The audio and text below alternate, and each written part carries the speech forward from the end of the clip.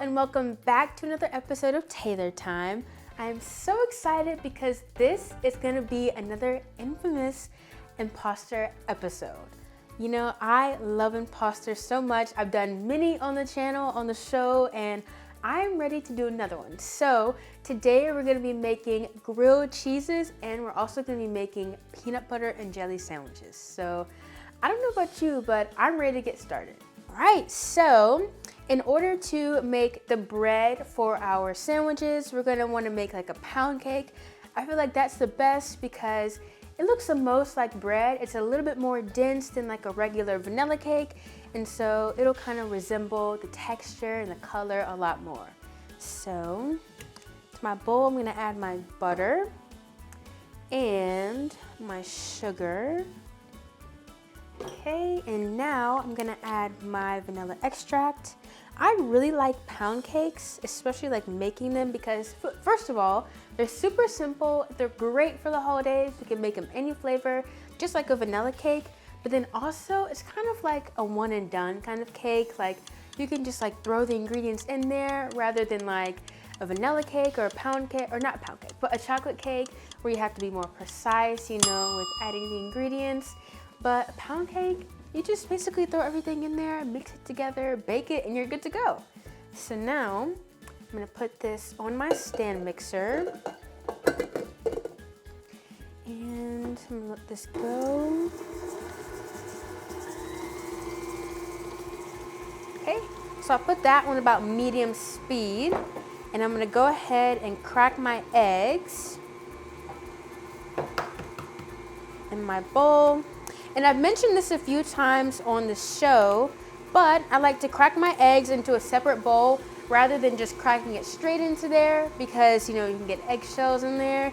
And even if you don't see any eggshells in there, some might have slipped through and gotten in there. So especially if you're making this for people and especially during the holidays, you don't want any kind of eggshells in there.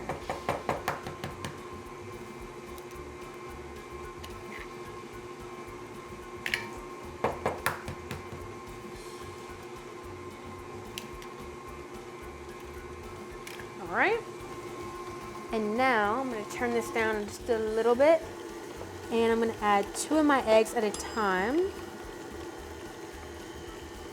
That mix.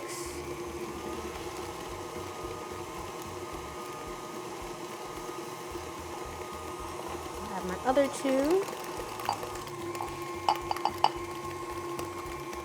Alrighty. And while we have that going, I'm gonna grab my cake flour. It's very important that you use a cake flour for pound cakes because it kind of, well, first of all, it makes it a lot easier. It already has your baking soda, your baking powder in there, and it's kind of like, it's a lot lighter and fluffier than like regular flour. So, you know, a pound cake is a dense cake, but the cake flour kind of helps to like, you know, still give it the texture that we are going for. So I'm gonna add my salt into here.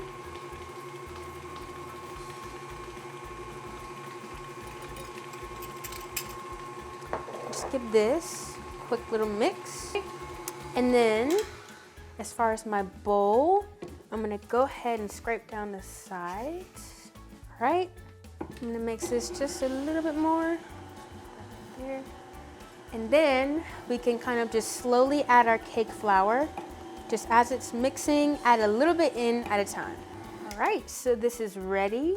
I'm gonna go ahead and take off the paddle attachment, and I'm gonna scrape off all of the batter I can get because we don't want to waste anything, especially, you know, especially since the prices for stuff is going up. You know, I hear a lot of adults talking about that, so I want to be conscious and make sure we don't waste anything. Scrape down the bowl one more time, give it a quick stir with my spatula. And then after that, that's pretty much it. See, a pound cake, they're just so simple. They're just so great to make. If you ever are like just, you know, just thinking like during the day, like, oh, I want something sweet. I just need a little dessert, you know, make a pound cake because you can make them homemade. And you know, when you make stuff homemade, it's always the best. and it's super quick. It's really, really easy. All right, and so once we have our batter finished, we're going to put this in the oven at 350 for about an hour and a half, an hour to an hour and a half, depending on, how your oven is, because every oven is different. So we have our baked and completely cooled pound cake. I baked it in a loaf pan just so I could resemble it as much as I possibly can to like a loaf of bread. And so I'm just gonna take my spatula, go around the edges, make sure the edges are lifted, and loosen the sides of the pan. And just flip this over. Oh my goodness, it looks really good. Oh wow, the outside came out so perfect. It came out like the perfect color, like, on the outside of a piece of bread. Oh my goodness, that's so pretty. Okay, so as you can see with our pound cake, we have like the center that's a little bit more risen, and usually, decorating a cake, we wanted to slice that right off so we can get an even cake, but we're gonna actually keep that on there today, and that's actually the part I'm gonna use for my bread. I want it to look as much like bread as I possibly can. And when you have bread, like you have it in the loaf, like it has that little top, so we're gonna keep that on there. And I'm gonna cut off the part that doesn't have that. Set it to the side for later. And then I'm just gonna cut some slices of bread. We're gonna have to cut 4 because we're making 2 different sandwiches. So there's one. The reason why we're using a pound cake is because it's a lot more dense than like a fluffy vanilla cake. So when you cut into it, it looks more like a piece of bread because bread is more dense and it's not as fluffy. I mean, there are some fluffy breads and those are great, but we want this to look just like the sandwich. Actually, I think I'm gonna cut one more just in case, because cake can be kind of tender. Even though this is a pound cake, it still breaks, of course. So I'm gonna cut one more just in case, and so I can choose the perfect pieces. All right, there we go. And we can put these to the side to have for later. All right, so now we have our bread slices, and we can finally get to the exciting part of this, where we start decorating and assembling. So I'm gonna take my bread pieces, and I'm gonna get ready to toast them, because, at least, I don't know about you guys, but for me, I always have to have my grilled cheese sandwich like toasted. It has to be fresh out the pan, nice and warm. So I'm just gonna take my torch and be very careful with these because these get very hot. And I'm gonna toast the top and let it get kind of crunchy and crispy. Like it's been nice and toasted. And you wanna toast it in more spots than others because when you make a sandwich, when you make food, like it never actually comes out perfect. So just kind of like the pizza cake I made. You wanna make it kind of like it was baked in a real oven and it's authentic. All right, and now we're gonna just do the exact same thing to our other piece of toast.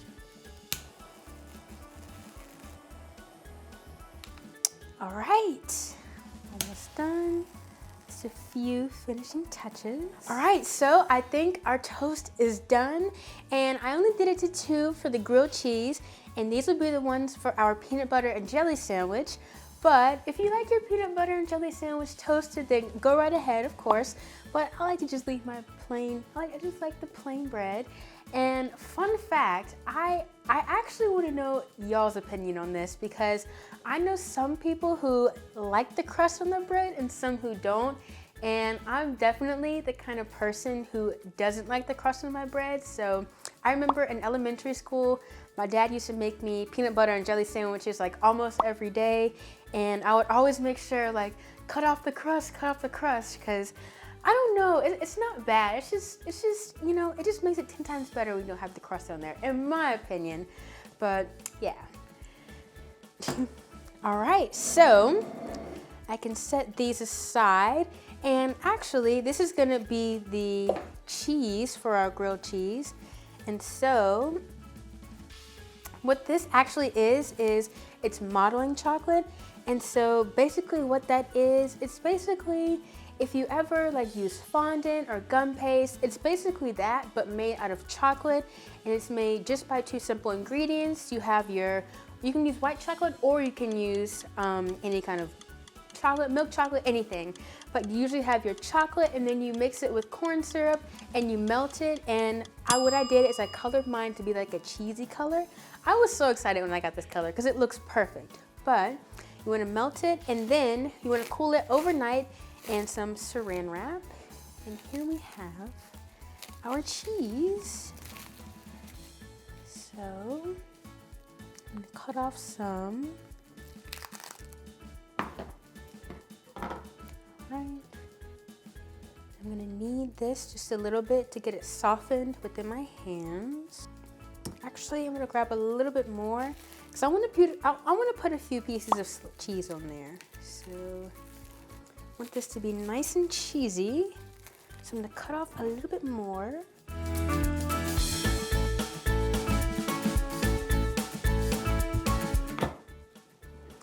All right, that should be pretty good. I'm gonna knead this. Right. So I'm gonna take some powdered sugar. You can use powdered sugar or you can use cornstarch, but I'm just gonna use some powdered sugar and dust my surface just to make sure that when we roll this out, it isn't, it doesn't stick to the counter. I'm just gonna roll it out. You don't want it to be too thick, but you also don't want it to be too thin, because if it's too thick, it takes a little bit longer to melt and it just doesn't look authentic like cheese. But what you could also do is you could refrigerate the modeling chocolate and you could actually like grate it on there like real cheese. I was thinking of doing that, but I don't know, usually whenever I make my grilled cheese, I use the sliced cheese. So I decided just to go with this. And it's easy to do as well. All right. Roll it out a little bit more. I don't want it to be too thin. All right. And so now I'm just gonna cut this into a big square. So I'm gonna flip one of my pieces over. I'm thinking I like this one a lot more. So I want that to be the top slice. So now I'm gonna cut this into a few smaller slices, and then we can place these onto here. And the best part is that it doesn't have to look perfect, because food doesn't ever look perfect. So that's the great thing about making imposter cakes that look like food. It's such a great beginner cake as well. So if you really want to get into baking, you want to really get into decorating, I highly recommend something like this to start off with. And then you can get into the fun things, like I've made a cake that looks like a Michael Kors purse for my mom. I've made like a huge ice cream cone cake. That was fun. That took a long time to do, but it was still really fun. All right, and now we can move this out the way. I'm gonna take my blowtorch again, and I'm gonna kind of go around the sides, kind of melt this a little bit more. Make it look like, it's just oozing out the sides. And it also makes it look kind of glossy, like melting cheese. So I think for sure, if you want to do this, you can use fondant, but using the modeling chocolate just takes it that extra notch, takes it that extra step, and it just looks so great, especially when you cut into it too.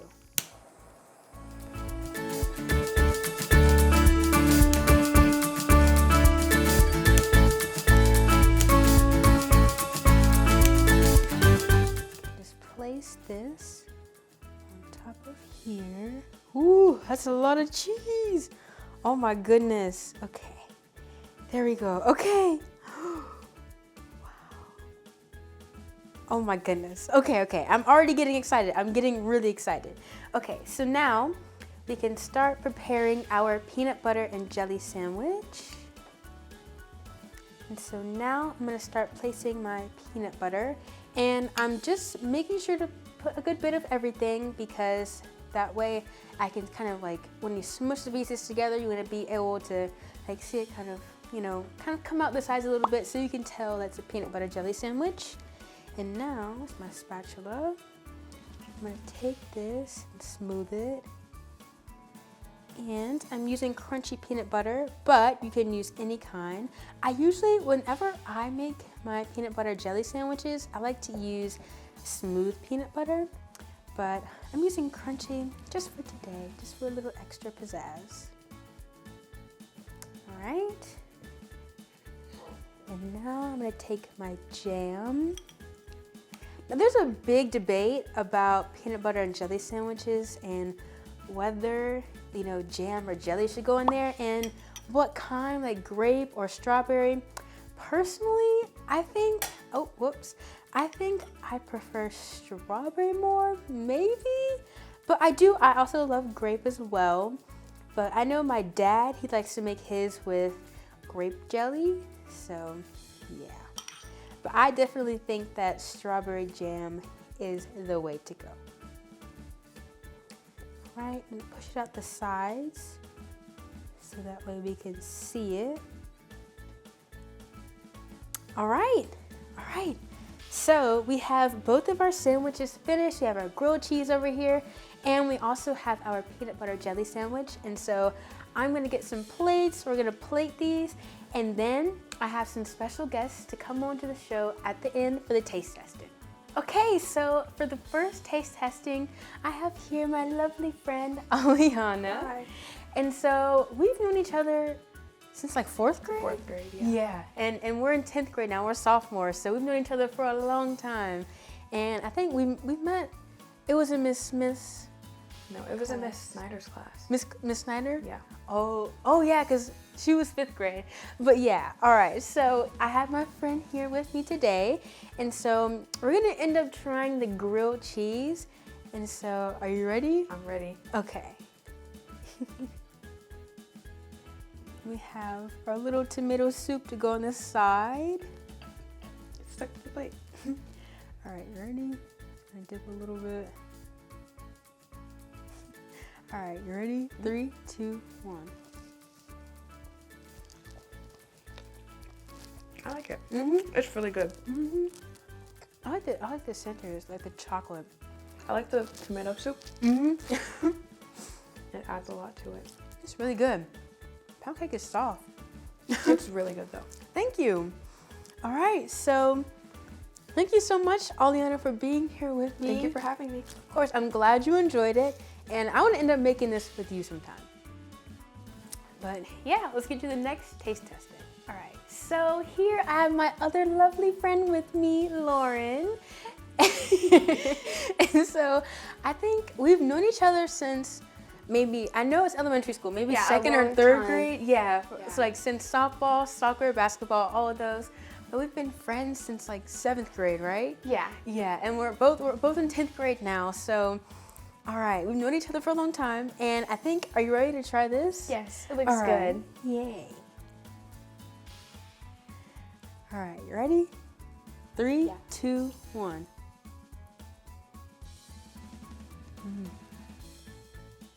That's good. Mm-hmm.